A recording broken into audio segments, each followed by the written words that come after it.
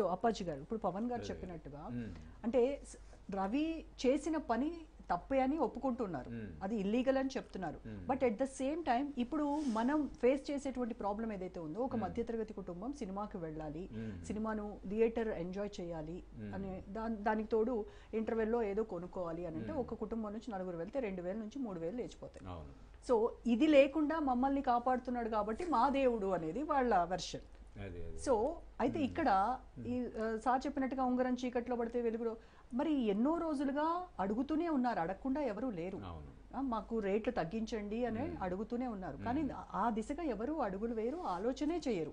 మరి అలాంటప్పుడు వాళ్ళకు ఉన్నటువంటి ఆప్షన్ ఇది ఒకటే కదా, ఇది కూడా పోయింది అనేటువంటి బాధ వాళ్ళది. పాపం అంటే మొన్న అమీర్ ఖాన్ చెప్పాడు, మామూలుగానే ఇప్పుడు సినిమాలు చూసే థియేటర్లకు వెళ్ళి సినిమాలు చూసే ప్రేక్షకుల సంఖ్య చాలా గణనీయంగా తగ్గిపోయింది.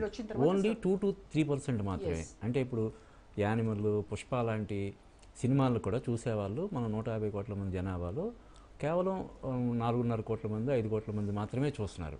అంటే ఆల్రెడీ ఈ టికెట్ రేట్లకు భయపడి చాలామంది ఇళ్లకు మాత్రమే పరిమితం అయిపోయి ఓటీటీల్లో సినిమాలు చూసే పరిస్థితి ఎప్పటి నుంచో ఉంది. ఇప్పుడు ఈ వ్యతిరేకత అనేది ఇంకా ఎక్కువ అవుతుంది రోజు రోజుకి. అంటే ఇంకా ఓటీటీలు వచ్చిన తర్వాత ఇప్పుడు మనం చూస్తే చాలా సినిమాలకి విపరీతమైనటువంటి ఖర్చు పెట్టి ప్రీ రిలీజ్ ఈవెంట్లు, సోషల్ మీడియా ఇన్ఫ్లుయెన్సర్స్ తోటి లక్షలాది రూపాయలు ఖర్చు పెట్టి పబ్లిసిటీ చేసినా కూడా మొదటి రోజు విడుదలైన సినిమాకే నో షోస్ బోర్డ్స్ పడుతున్నాయి. మిడిల్ రేంజ్ హీరోలకు కూడా చాలా పెద్ద ఎత్తున పబ్లిసిటీ చేసినా కూడా అంటే ఆ వ్యతిరేకత అనేది ముందు నుంచి ఉంది. ఇందాక మీరు అన్నట్టు ఒక ఫ్యామిలీ సినిమాకి వెళ్ళాలంటే అది వాళ్ళకి ఒక నెలలో కూరగాయల బడ్జెట్, కరెంటు బడ్జెట్, ఇంకోటి వచ్చేసేంత పరిస్థితుంది.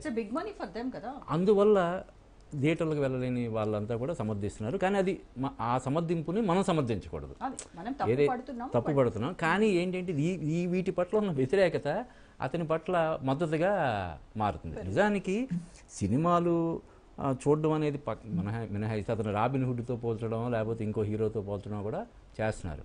నిజానికి వీళ్ళు డైరెక్ట్గా వనగొరుతున్నటువంటి ప్రయోజనం ఏమీ లేదు సినిమాలు చూడడం తప్ప. అతను ఇందాక పవన్ గారు చెప్పినట్టు సినిమాలను చూపించడం ద్వారా డబ్బులు లబ్ధి పొందుతున్నాడు. ఇదంతా కూడా ఈ డేటా అంతా కూడా విక్రయించడం ద్వారా కూడా కోట్లాది రూపాయలు సంపాదిస్తున్నాడు.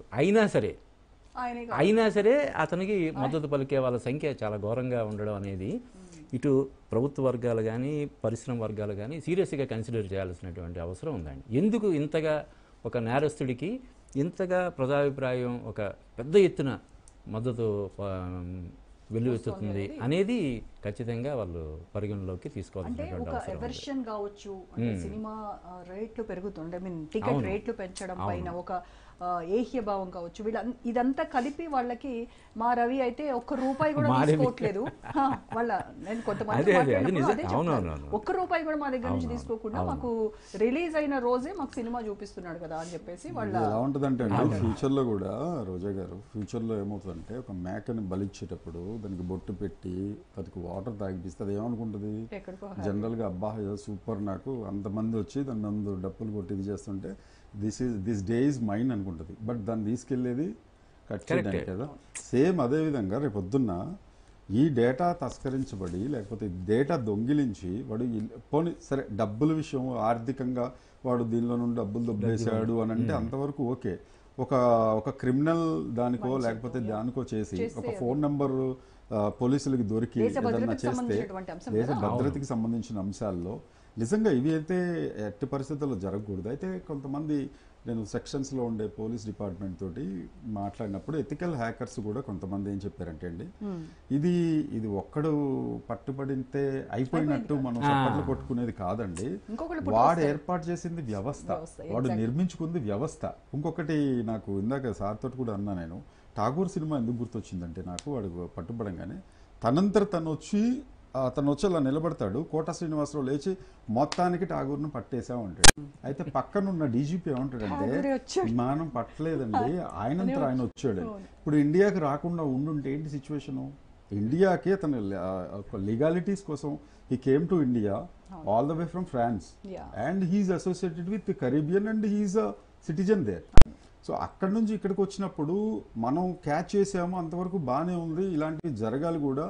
అబ్బా వాడు ఛాలెంజ్ చేశాడు, చిరంజీవి గారు కూడా చెప్పారు ఛాలెంజ్ చేశాడు, మనం పట్టుకున్నామని. వాడు ఛాలెంజ్ చేస్తే మనం పట్టుకోలే, ఇండియాకి వచ్చాడు కాబట్టి యాక్టివేట్ అయ్యి మన పోలీస్ డిపార్ట్మెంట్ చాలా కష్టపడి పట్టుకున్నారు, రియల్లీ అప్రిషియబుల్. ఇక్కడ అంటే దమ్ముంటే పట్టుకోరా షకావత్ అన్నప్పుడు దమ్ముంటే పట్టుకోలేదు, నేను వచ్చాను కాబట్టి నువ్వు పట్టుకున్నావు, ఛాలెంజ్ చేయడం వల్ల పట్టుకున్నారు. పోలీస్ డిపార్ట్మెంట్ సీరియస్ గా తీసుకోవాలి, సీరియస్ గా తీసుకున్నారు. Police department. But still Pawan గారు చెప్పినట్టుగా ఆయన ఇండియాకి రాబట్టే కదా, రాబట్టి లేకపోతే అలాంటి వాళ్ళు వ్యవస్థ, అతను ఎంత వ్యవస్థ నిర్మించి ఉంటాడు. ఒక రవి అస్తమిస్తే ఇంకో సూర్యుడు అనేవాడు, సూర్య అనేవాడు ఇంకొకడు, బోల్డ్ మంది ఉంటున్నారు. ఇవాళ రేపు టెక్నికల్ గా ఇంటర్ చదివిన పిల్లలకు కూడా టెక్నికల్ నాలెడ్జ్ చాలా హ్యూజ్ గా ఉంటుంది.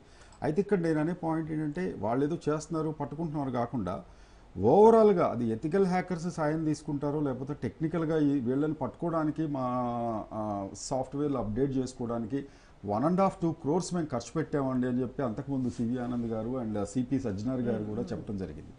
అయితే అట్లా చేసుకునే కన్నా ఇప్పుడు మళ్ళీ before I forget I want to tell you one thing అండి, బికాస్ ఇప్పుడు క్యూబ్ అండ్ యూఎఫ్ఓ వ్యవస్థ ఉంది, మరి అక్కడి నుంచే హెచ్డి ఫార్మాట్స్ అన్ని అక్కడి నుంచే హ్యాక్ చేసుకొని చాలా ఓపెన్గా చెప్పాడు, వీఆర్ చొరబట్టమే ఆ సైట్స్లోకి.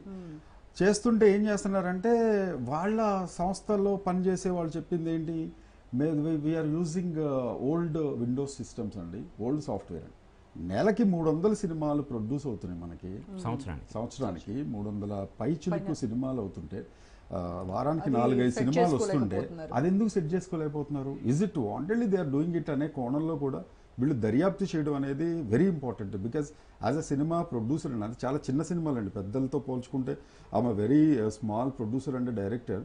బట్ అది కూడా నా తాహతకి మించి నేను తీసి నేను ఓటీటీలో పెట్టుకున్నప్పుడు the next day it has come to this thing.